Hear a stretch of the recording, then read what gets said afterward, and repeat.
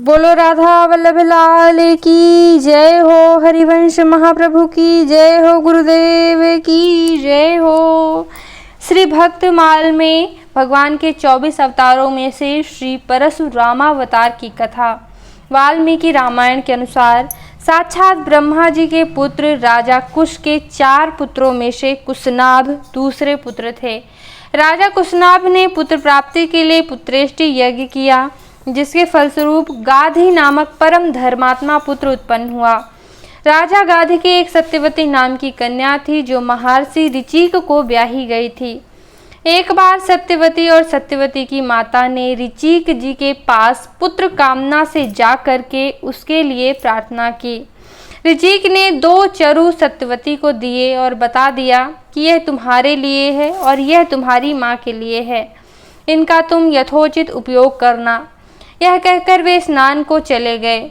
उपयोग करने के समय माता ने कहा, बेटी, सभी लोग अपने ही लिए सबसे अधिक गुणवान पुत्र चाहते हैं। अपनी पत्नी के भाई के गुणों में किसी की विशेष रुचि नहीं होती। अतः तू अपना चरु मुझे दे दे और मेरा तू ले ले, क्योंकि मेरे पुत्र को तो संपूर्ण भूमंडल का पालन करना होगा और ब्राह्मण कुमारों को तो बल, वीर्य तथा संपत्ति आदि से लेना देना ही क्या है। ऐसा कहने पर सत्यवती ने अपना चरु माता को दे दिया। जब ऋषि को यह बात ज्ञात हुई, तब उन्होंने अपनी पत्नी से कहा कि तुमने यह बहुत ही बड़ा अनुचित कार्य किया है। ऐसा हो जाने से अब तुम्हारा पुत्र घोर योद्धा होगा और तुम्हारा भाई ब्रह्मवेत्ता होगा। सत्यवती के बहुत प्रार्थना करने पर कि मेरा पुत्र ऐसा ना हो, उन्होंने कहा कि अच्छा, पुत्र तो वैसा ना होगा, किंतु पौत्र उस स्वभाव का ही होगा। यही कारण है कि राजा गाधी की स्त्री ने जो चरु खाया, उसके प्रभाव से विश्वामित्र जी हुए, जो क्षत्रिय होते हुए भी तपस्वी और ब्रह्मर्षि हुए, और ऋचिक जी के पुत्र श्री यमदग्नि जी तो परम शांत दांत ब्रह्मर्षि हुए, परंतु यमदग्नि पुत्र परशुराम बड़े ही घोर योद्धा हुए। एक बार यमदग्नि ऋषि ने अपनी स्त्री रेणुका जी को नदी से जल लाने को भेजा। वहाँ गंधर्व गंधर्विणी विहार कर रहे थे। ये जल लेने गईं तो उनका विहार देखने लगीं।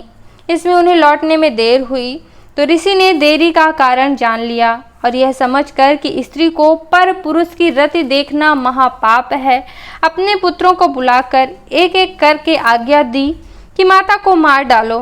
परंतु मात्र स्नेह व 7 पुत्रों ने इस काम को करना अंगीकार ना किया। तब 8वें पुत्र परशुराम को आज्ञा दी कि इन सब भाइयों सहित माता का भी वध करो। इन्होंने तुरंत सबका सिर काट डाला। इस पर पिता ने प्रसन्न होकर इनसे वर मांगने को कहा। तब इन्होंने कहा कि मेरे सब भाई और माता जी उठें और इन्हें यह भी मालूम न हो कि मैंने इन्हें मारा था। हमको पाप का स्पर्श ना हो, युद्ध में कोई मेरी बराबरी ना कर सके, मैं दीर्घ काल तक जीवित रहूं। महातपस्वी यमदग्नि जी ने परशुराम जी को सभी वर दिए। महेशमती नगरी का राजा सहस्त्रार्जुन भगवान दत्तात्रेय जी से युद्ध में कोई सामना ना कर सके, युद्ध के समय 1000 भुजाएं प्राप्त हो जाएं, सर्वत्र अव्याहत गति हो आदि वरदान प्राप्त कर उन्मत्त हो गया। वह रथ और वर के प्रभाव से देवता या ऋषि सभी को कुचल डालता था। उसके द्वारा सभी प्राणी पीड़ित हो रहे थे। एक बार उसने केवल धनुष और बाण की सहायता से अपने बल के घमंड में आकर समुद्र को आच्छादित कर दिया था। तब समुद्र ने प्रकट होकर उसके आगे मस्तक झुकाया और हाथ जोड़कर कहा, वीरवर बोलो, मैं तुम्हारी किस आज्ञा का पालन करूं।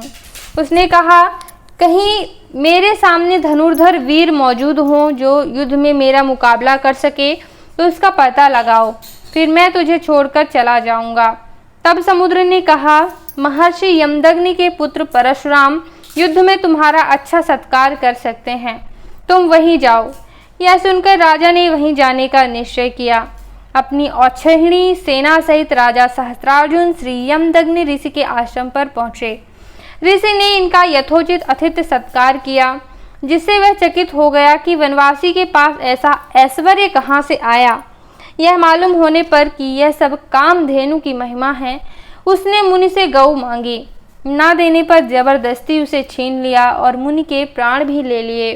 उस समय परशुराम जी घर पर नहीं थे। घर पर आने पर उन्होंने माता को विलाप करते हुए पाया।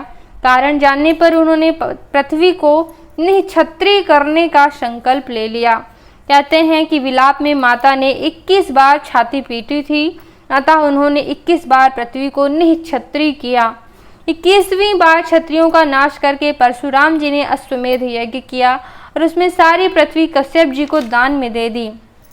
पृथ्वी क्षत्रियों से सर्वथा रहित न हो जाए, इस अभिप्राय से कश्यप जी ने उनसे कहा कि अब यह पृथ्वी हमारी हो चुकी है, अब तुम दक्षिण समुद्र की ओर चले जाओ। चूँकि परशुराम जी के पूर्वजों ने भी यह संहार कार्य अनुचित कहकर परशुराम जी को इससे निवृत्त होने का अनुरोध किया था और कश्यप जी ने भी पृथ्वी छोड़ देने को कहा, अतः परशुराम जी दक्षिण समुद्र की ओर ही चले गए। समुद्र ने अपने अंतर्गत स्थित महेंद्राचल पर इनको स्थान दिया। श्री परशुराम जी कल्पांत स्थायी हैं, किसी किसी भाग्यशाली पुण्यात्मा को ही उनके दर्शन भी हो जाते हैं। बोलो राधा वल्लभ लाल की जय हो, हरिवंश महाप्रभु की जय हो, गुरुदेव की जय हो।